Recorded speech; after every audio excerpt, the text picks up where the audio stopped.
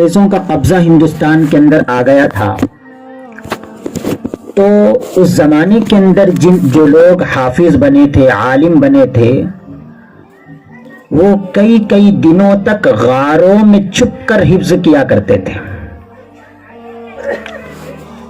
تو دین کا سیکھنا اس زمانے کے اندر بھی بڑا مشکل تھا. سکھانے والے بھی کسی بہانے سے سکھاتے تھے، سیکھنے والے بھی کسی بہانے سے سیکھتے تھے. وہی زمانے کی کچھ نشانیاں، وہی زمانے کا کوئی ایک منظر آج ہم بھی دیکھ رہے ہیں. لیکن اس منظر کے ہونے کے باوجود بھی، اس دور کے ہونے کے باوجود بھی، جہاں حکومت آج کی تاریخ میں اعلان کر رہی کہ ہم اسکول کھولنے والے ہیں اور ہمارے مولانا اسکول کے خاتمے کے پروگرام کر رہے ہیں. ہاں نا بھائی، یہ پروگرام جو مولانا نے کیا ہے یہ سال بھر کی محنت کا نتیجہ آپ کو بتایا ہے. افتتاح کا پروگرام نہیں ہے کہ سال بھر ہمارے بچوں نے یہ محنت کی ہے. آپ اندازہ لگائیں کہ کس قدر محنت کی ہوگی، کیسے انہوں نے جو ہے بچوں کو پڑھایا ہوگا. یاد رکھیں، جو سچے خدام دین ہوتے ہیں وہ کسی بھی حالت سے گھبراتے نہیں ہیں. ان کا جو کام ہے وہ کام کرتے ہیں. آج بھی اس قدر ماحول ہونے کے باوجود بھی جو مدارس والے ہیں، دینی مدارس والے ہیں، ان کو فکر ہے اپنے بچوں کی. وہ کس قدر چھپ کر الگ الگ کر کے ان کے گھروں کے اندر تک نگرانی کرتے ہوئے بچوں کو قرآن کا دور کرا رہے ہیں، حفظ کرا رہے ہیں. آپ اگر واقعات سنیں گے تو حیرت میں رہ جائیں گے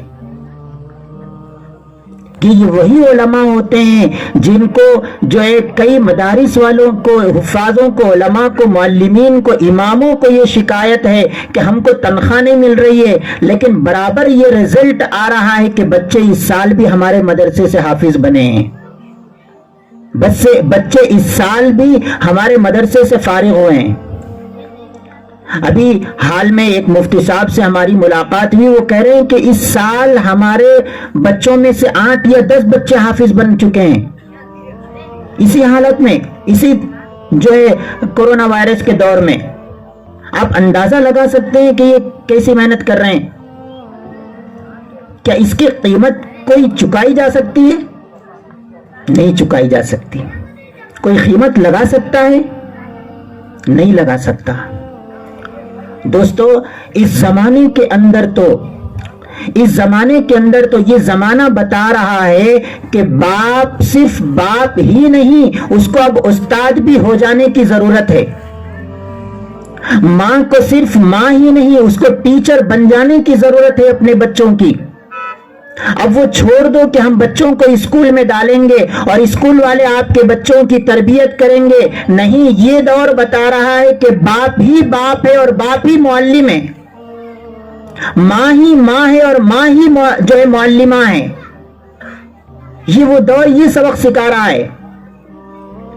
اور یاد رکھو دوستو، ایک زمانے تک ہم یہ حدیث سن لیتے آ رہے ہیں کہ ماں کی گود پہلی درسگاہ ہوتی ہے.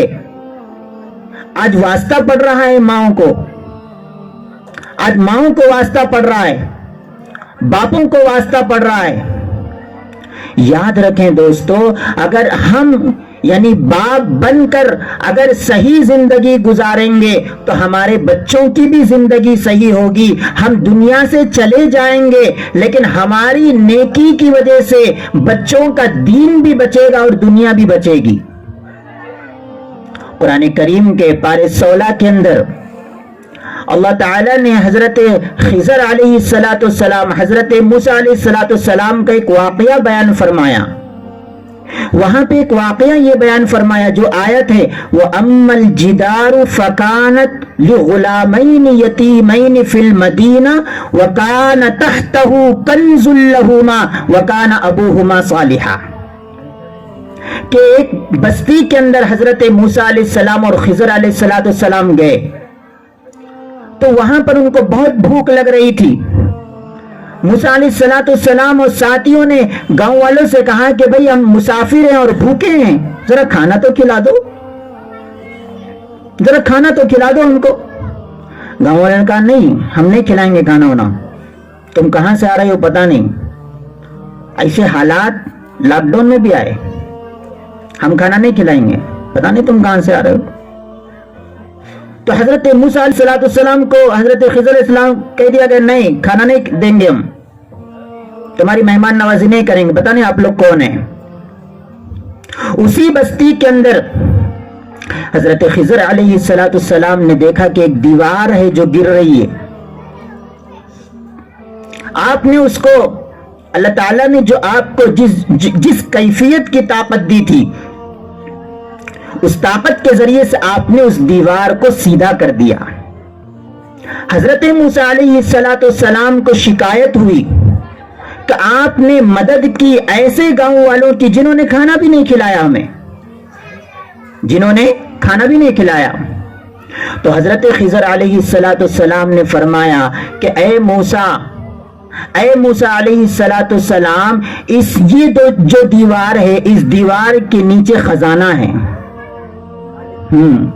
اگر ہم کو معلوم ہو جائے کہ کہیں خزانہ ہے, رات کے 12 بجے چلے ایک عامل کو لے کر, چلو کھودنا ہے یہاں خزانہ ہے, سانپ پھرتا ہے.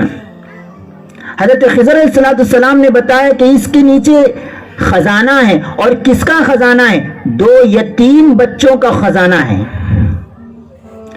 تو حضرت موسیٰ علیہ السلام نے کہا تو کیا ہوا, انہوں نے تھوڑی ہمیں کھانا کھلایا تھا. حضرت خضر علیہ السلام نے فرمایا وَكَانَ أَبُوهُمَا صَالِحًا, وہ جو 2 یتیم بچے ہیں ان یتیم بچوں کا باپ بڑا نیک تھا, بڑا نیک آدمی تھا, بیچارہ انتقال کر گیا, اپنے یتیم بچوں کو چھوڑ گیا.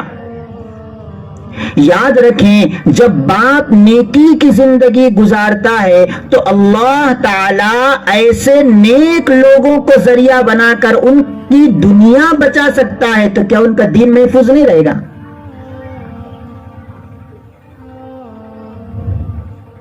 ہم بڑی کوشش کرتے ہیں کہ ہمارے بچے نیک ہو جائیں, لیکن یہ کبھی نہیں سوچتے کہ ہم نیک ہو جائیں. ایک شاعر گزرا, ابو الاسود اس کا نام تھا.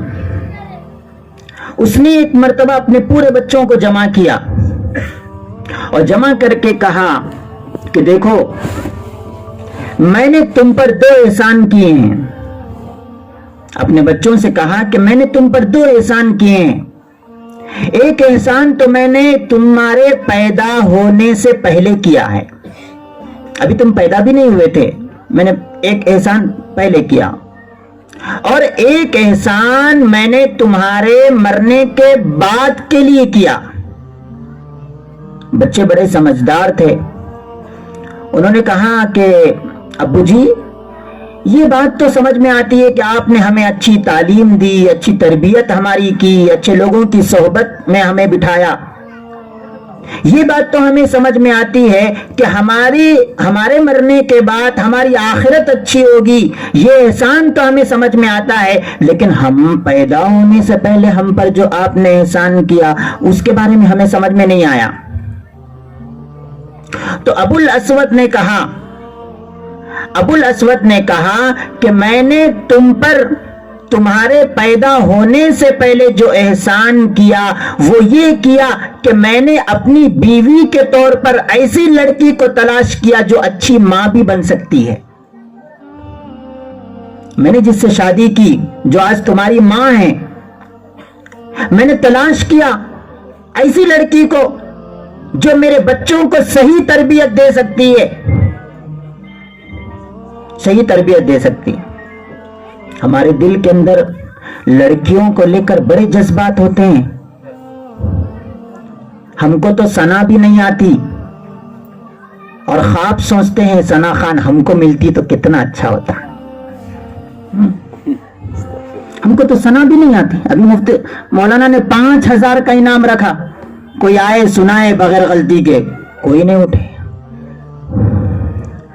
تو والدین صحیح ہونا چاہیے, اور یہ زمانہ وہ زمانہ ہے جس زمانے کے اندر ماں باپ ہی ماں باپ ہیں اور ماں باپ ہی استاد اور معلمہ ہیں. دونوں ڈبل ذمہ داری ہو چکی ہے.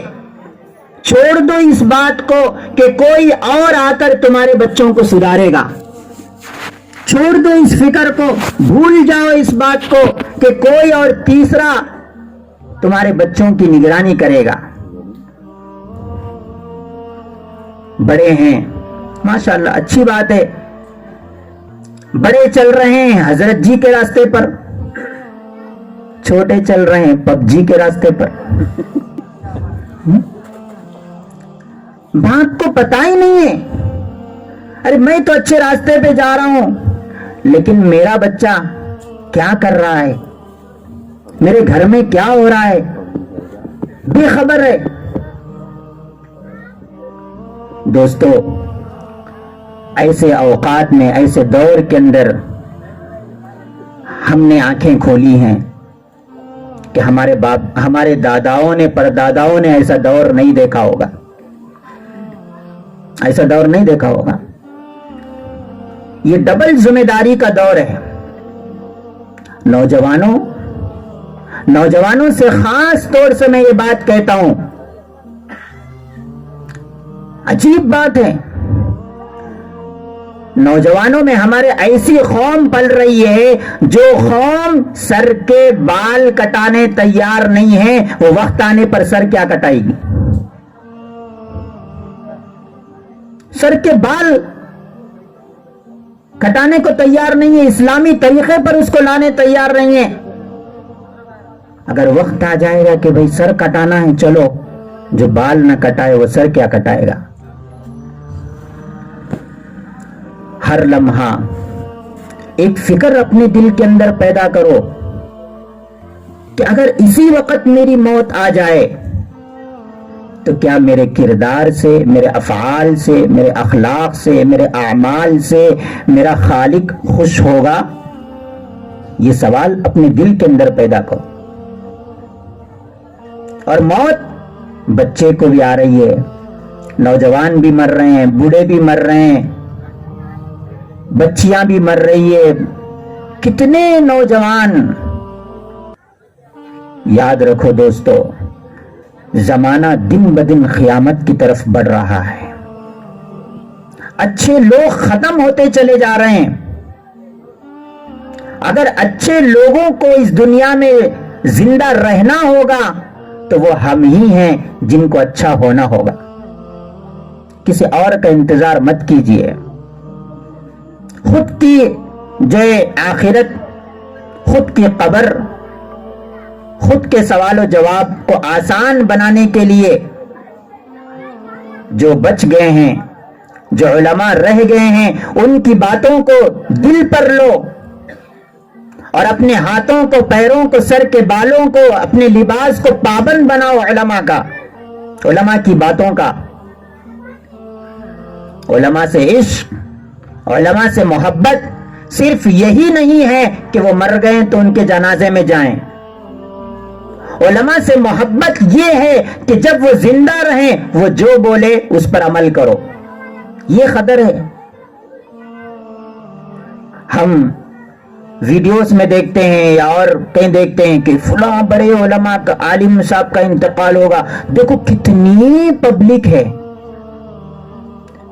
ان کے چلے جانے کے بعد ان کے صرف جنازے میں شرکت کرنا یہ علماء کی قدر نہیں ہے.